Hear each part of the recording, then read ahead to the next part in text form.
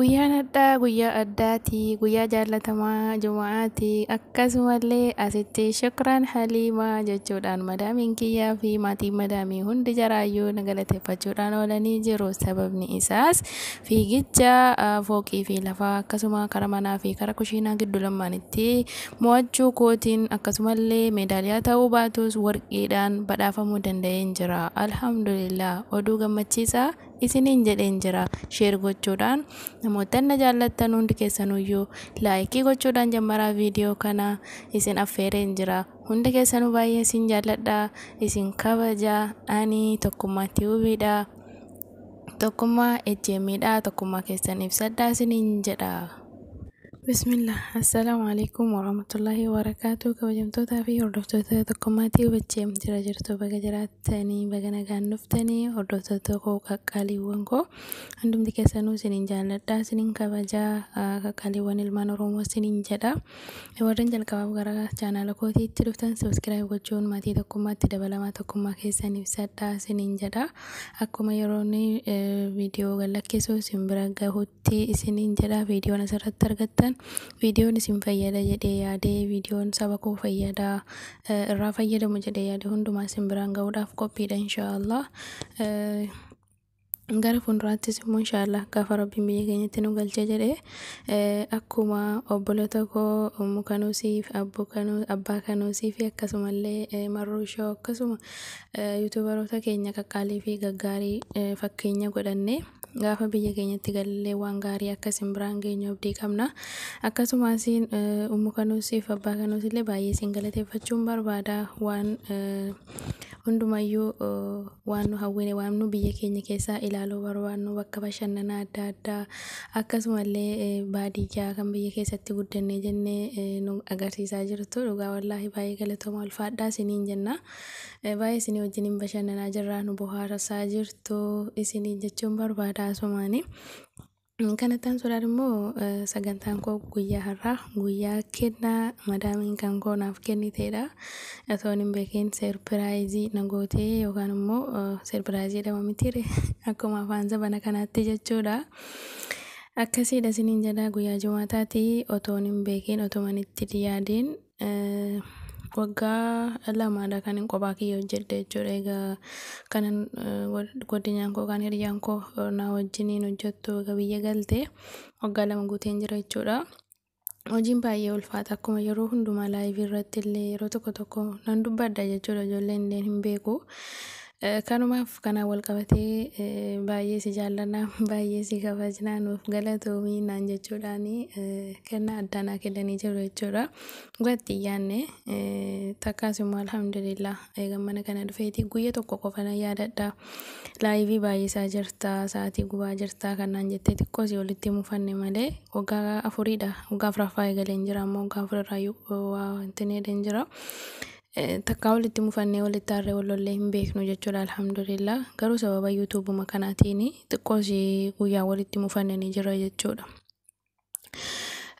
Isumaayyuu alhamdulillah deebinee footoo walii jennee jirra. Sanumaaf immoo jarris immoo tarii akka mufadheetti fakkaate ta'e ani hin beeku dhugaa wallaahi. Annaa madaamiin koo kennaa addaa naa kennitee kennaa sanas walumaan ilaallaa isiniin jedha. Asumaan immoo hiriyoota keessan tiif sheer gochuu hin dagatinaa isiniin jedha. Gaafa biyyaa baane wanta asumaan obboloota koo biyya arabaa jiran hundaaf dabarsuu barbaadu. Waa hedduutu namarraa gaafa mana namaatti jechuudha. Namnis nama fattanaa, jireenyis nama fattanaa, hojiinis namatti ulfaata. Garuu sanammoo danda'u waan hundumaayyuu jechuudha. Maaliif namni ati mana arabaatii miti namumti ati afaan kan kee wajjiniin dubbattuyyuu fakkeenyaaf bakkuma hojiitti kan walitti dhufnee wajjin hojjennu jechuudha. Walii ta'uu dhiisuun ni mala. Waliin xiqqii qabachuutu jira. Tokko tokko immoo kan dudduuba walii deebi'aniitu madaamiidhaan iyyuu walitti wal naqanii waan akkasii ni jira jechuudha. Namoonni tokko tokko kan hin galinii fi kaayyoo biyyaa ba'aniif dagatanii jechuudha. Akka waan manaadhaaf abbaa fi jira nutti yaadanii waan akkasii kan raawwatan illee jiru kun fitinaadha jechuudha. Kanaaf kennaan koo gara kennaa koo guyyaa irratti yoo darbinu kennaan koo tokkoffaan kana fakkaata. Kaameeraa sirreeffadha. Walumaa galatti obsa nu barbaachisa jechuudha. maaliif mana namaa sila jirruu fi namni nama fattanuudhaaf jechuudha. Waa hedduu isinitti himuu danda'u, asiif achi isin himuu danda'u, isin arrabsuu danda'u. Garuu obsitanii yoo dabarsitan jarris immoo obsa qabaachuu dhabuu keessan isin fattanu jechuudha. Kennaan koo kana fakkaataa ni jalqaba. Jallaabiyaadha jechuudha. Jallaabii bifa adda addaatiin baay'eedha. Kana fakkaattuudha. Inni jalqabaa isa kanadha. Dhugaan itti yaadne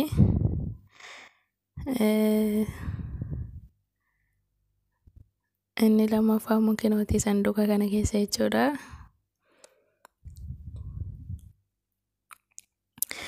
Asumaan isinitti agarsiisuun barbaada.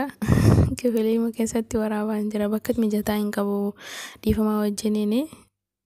Inni kun kanadha isiniin jedha. Abaaboodha jechuudha. Kana abaabaa keessa naaf kaa'anii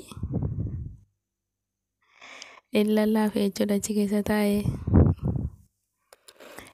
Kennaan kun itti aanu shittoodha jechuudha. Shittoo baay'ee bareedaadha. Gatiin isaallee dhugaa guddiidha jechuudha. Inni itti aanu kennaa caalu, kennaa anaa wajjiniin deemu jechuudha. Wanti hunduu asitti hafee achitti keessummaa na baasu gaafa guyyaa akhiraa jechuudha.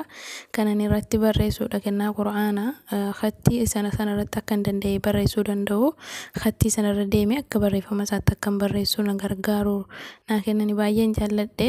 Isinillee too bitattanii baay'ee gaariidha jechuudha. Barreessuudhaaf isin gargaara. Kennaa caalu anaaf kennaa kanaadha. Inni sadaffaa immoo qubeelaadha jechuudha. Qubeelaa warqii dhaasiniin jedha. Maashaallah tabaarakallah. Isa kanas baay'een gammadee. Nama dhugaa manatti hin fakkaanne dhugaa rabbii. Kanadha kennaa kan qubaati warqiidha. Kaaree keessoo isaan ilaaleetani kaaree isaa ilaalee warqii ta'uu baree jarris immoo yoo sitti bal'atee yookaan sitti dhiphatees geeffamee qannafamuu yookaan dabalamuu hin danda'ama naan jennaan warqiidhuma ta'uu isaatti baree jechuudha. Maaliif nama yellaa isa warqiidha moo warqii miti jedhanii jara gaafachuun jechuudha. Garuu keessa isaan ilaalee baree isiniin jedha booddee. Kanadha baay'ee guddicha akkasitti isa kaameraatti xiqqaa fakkaate malee maashaallah baay'ee tokkoon gammadee isiniin jedha. Kennaan guyyaadhaa kana fakkaataa fiigicha fooqiif lafaa fiiguudhaan mana madaamii keessatti mo'achuu dandeenya jirra. Akkuma jalqabatanii kaasee walumaa galatti uffata iskeerbiidha, uffata keessoo wama adda addaa bakka kanuma wal qabatanii kanan jechuun kennaan jaraa inni kennaa caalu ani akka kootti tokkoffaa Qur'aana inni lammaffaa yoo warqiidhuma. Inni kaanis alhamdulillah kanan kana jedhee ibsu jechuudha. Dhugaa guddaanaaf galatoomtuu madaamii kootis naa eebbisaanii. Asumaan beetasabuma mul'uu jara naa eebbisa alhamdulillah. Baay'ee nama akkasitti nama gaarii miti jechuu miti alhamdulillah nama gaariidha. Yeroo tokko birriin sila kaffalamaa jiruuf hojiin yeroo hir'atu eenyumaan iyyuu taanaan itti dhaga'ama. Yeroo yuutuubuma kanaan jechuudha kan xiqqoos walitti mufanne malee walitti mufina hin qabnu. Hojiin natti baay'atu laan takkaa hin jalaa jedhee hin beeku maalillee yoo natti himan dhugaa dubbachuuf yoo maalillee natti himan. Kana fakkaataan guyyaa har'aa isiniin jedha. Akka viidiyoo dhumaatti daawwadhaa guddaan galatooma.